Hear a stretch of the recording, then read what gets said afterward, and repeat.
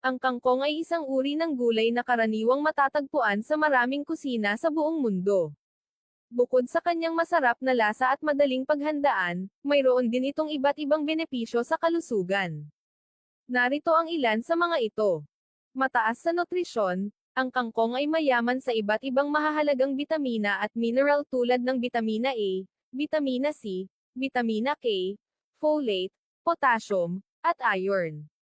Ang mga ito ay mahalaga para sa pangangatawan at pagpapanatili ng maayos na kalusugan. Mapababa ang presyon ng dugo, dahil sa kakayahan ng kangkong na mabawasan ang sodium sa katawan at naglalaman ito ng potassium, maaaring makatulong ito sa pag-regulate ng presyon ng dugo. Ang mas mababang sodium intake at tamang balanse ng potassium ay maaaring makatulong sa pag-iwas sa mataas na presyon ng dugo at mga problema sa puso.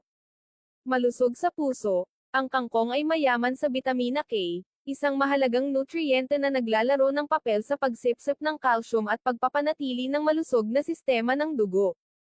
Ang pagkakaroon ng sapat na bitamina K sa katawan ay maaaring makatulong sa pag-iwas sa pagkasira ng mga ugat at iba pang kondisyon sa puso. Nakakapagpalakas ng buto, ang kangkong ay naglalaman din ng calcium, na kritikal para sa pagpapanatili ng malusog na mga buto at ngipin.